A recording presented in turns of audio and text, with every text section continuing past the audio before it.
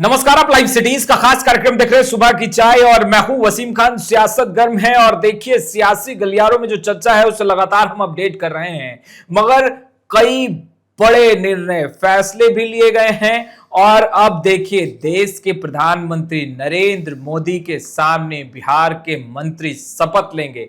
ऐतिहासिक गांधी मैदान में तैयारी है। वहीं बिहार के शिक्षकों को लेकर बड़ा फैसला, बड़ा निर्णय ले लिया गया है और विपक्ष गोलबंद हो रहा है। ममता बनर्जी के हार के बाद अब देखिए विपक्ष एक सुर में कहता नजर आ रहा है, बीजेपी को अकेले हराना असंभव, सबको एक मंच पर आना होगा। हमारे साथ आप देख रहे होंगे जाने माने पत्रकार, वरिष्ठ पत्रकार रवि उपाध्याय सर को सीधा सवाल लेंगे बिना वक्त जाया किए हुए। सर, सबसे पहला सवाल, महत्वपूर्ण सवाल, देश के प्रधानमंत्री नरेंद्र मोदी के सामने मंत्री शपथ लेंगे। निश्चित रूप से जो तैयारी है, सम्राट चौधरी कैबिनेट का विस्तार होगा। सम्राट चौधरी जो भारतीय जनता पार्टी के बिहार में हिंदी पट्टी क्षेत्र में अब तक भारतीय जनता पार्टी का मुख्यमंत्री नहीं था। आपने देखा कि सम्राट चौधरी का आपको शपथ हुआ, उनके साथ दो डिप्टी सीएम जेडीयू कोटे से बने। तो एक और इसका इम्पैक्ट आपको बंगाल में भी दिखाई पड़ा। सम्राट का बिहार में, देखिए बिहार से ही हवा बहती है, तो वो उत्तर प्रदेश हो या बंगाल हो वह निकल करके, तो निश्चित रूप से सम्राट का इम्पैक्ट बंगाल में भी दिखाई पड़ा कि प्रचंड बहुमत के साथ भारतीय जनता पार्टी की सरकार आपको बनती हुई दिखाई पड़ रही है बंगाल में। और ममता बनर्जी को हार का सामना करना पड़ा, करारी हार का सामना करना पड़ा। तो ऐसे में 7 तारीख को बिहार में पटना के ऐतिहासिक गांधी मैदान में मंत्रिमंडल का विस्तार होगा। सम्राट चौधरी रहेंगे और उनके मंत्रिमंडल के अन्य जो दो डिप्टी सीएम हैं वो तो रहेंगे ही रहेंगे। लेकिन सबसे बड़ी बात है, प्रधानमंत्री नरेंद्र मोदी की मौजूदगी रहेगी, अमित शाह की मौजूदगी रहेगी, राजनाथ सिंह रहेंगे।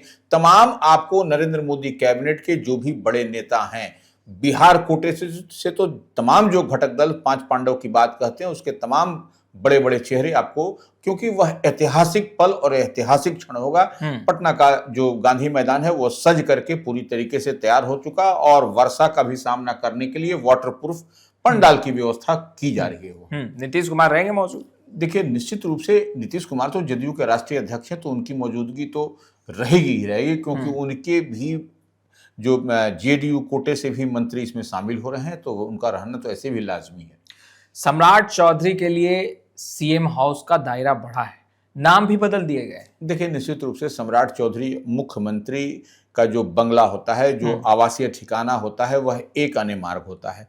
तो अब उसका एक्सपेंशन हो रहा है। क्या हो रहा है कि 5 देश रत्न मार्ग में सम्राट चौधरी जब उप मुख्यमंत्री की हैसियत से वहां रहते थे, जो कि 1 नंबर जो अणे मार्ग है उससे सटा हुआ इलाका है, तो वो उसको दीवार सिर्फ खोलने की जरूरत है, बाकी फिर सब एक हो जाएगा। तो वह निश्चित रूप से वह बड़े तैयारी हो रही है और 5 देश रत्न मार्ग को एक अन्य मार्ग में जोड़ दिया जाएगा। और उसके बाद से जो मुख्यमंत्री आवास जो हम लोग कहते थे एक अन्य मार्ग, वह अब लोक सेवक आवास के नाम से जाना जाएगा।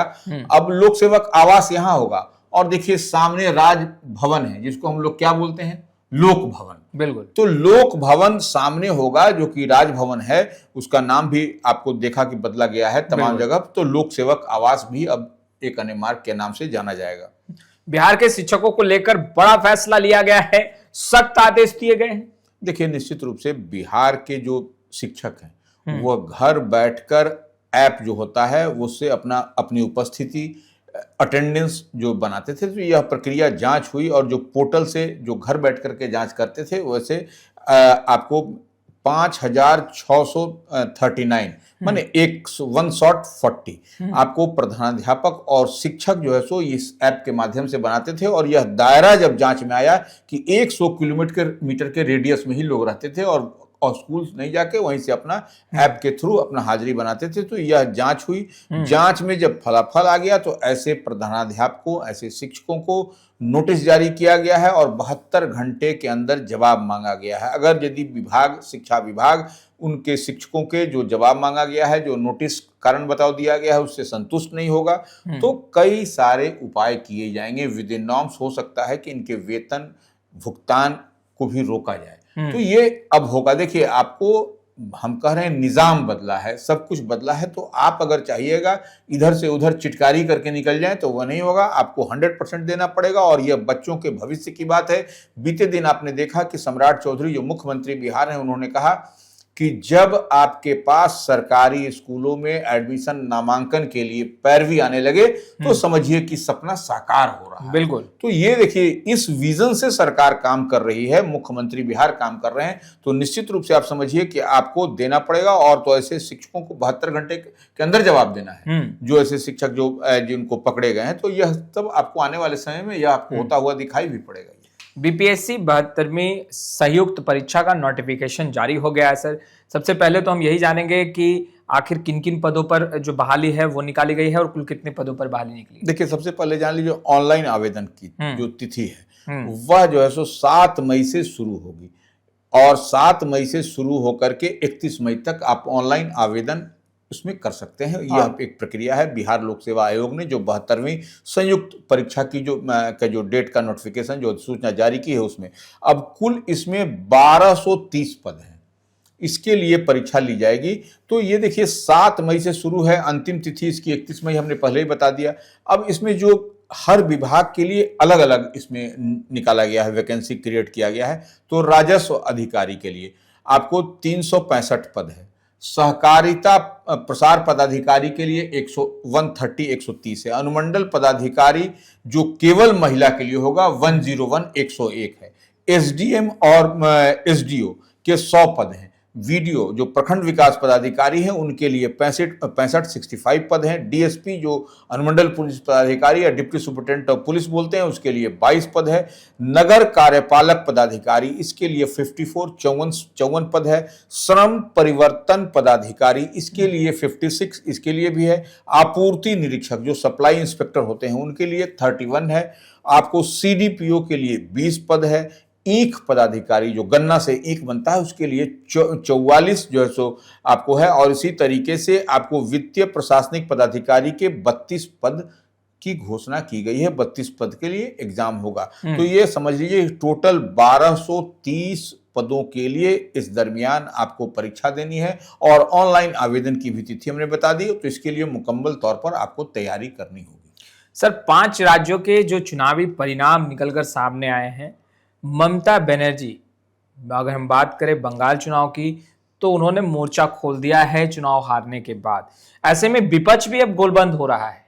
देखिए आगे की तस्वीर क्या होगी? देखिए कोई तस्वीर नहीं। देखिए प्रचंड बहुमत के साथ भारतीय जनता पार्टी की बंगाल में जीत हुई है, इसमें कहीं कोई दो मत नहीं। डबल सेंचुरी से अधिक का आंकड़ा छुआ है भारतीय जनता पार्टी ने। और टीएमसी कहां पर खिसक गई, कहां पर दरक गई, वो बिहार का परिणाम भी वहां पर जो हम लोग जो बात करते हैं महागठबंधन इंडिया ब्लॉक बिहार में जो इस बार का विधानसभा का चुनाव, वही प्रदर्शन आपको कमोबेश बंगाल में भी इसी तरीके का हुआ। यहां पर भी डबल सेंचुरी से अधिक का आंकड़ा एनडीए ने छुआ, वहां पर Bharatiya Janata party double century से अधिक का आंकड़ा वहां भी छुई है। तो ये परिणाम कुछ बताता है, कुछ दर्शाता है, और निश्चित रूप से यह चिंता का विषय है इंडिया ब्लॉक के लिए। और इसमें तमाम वैसे चेहरे आपको दिखाई पड़ रहे हैं जो कह रहे हैं कि अब विपक्ष को अपनी भूल चूक सब इधर उधर छोड़ करके पूरी एकजुटता, पूरी मजबूती के साथ छोटे बड़े जो मसले मिसाइल हैं उसको भूल जाइए और मजबूती से आप जुटिए, तभी हम लोग भारतीय जनता पार्टी को शिकस्त मात दे सकेंगे। क्योंकि आपने देखा कि नरेंद्र मोदी के विजय रथ को किसी भी राज्य में रोकने की का मादा नहीं है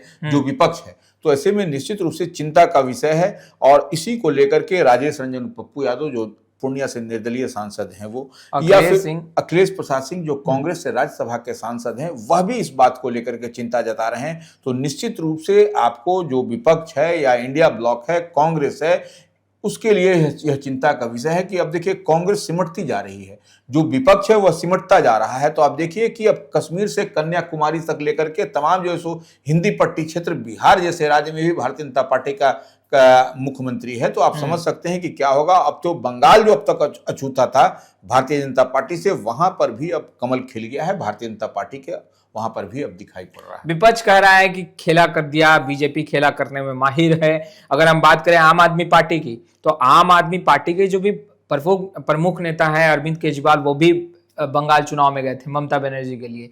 अब संजय सिंह उन्हीं के पार्टी के हैं, वो कह रहे हैं कि भाई खेला हुआ है, अब विपक्ष को गोलबंद होना चाहिए। तो आखिर आगे की इन लोगों की तैयारी क्या है? क्या ये आंदोलन की ओर बढ़ेंगे?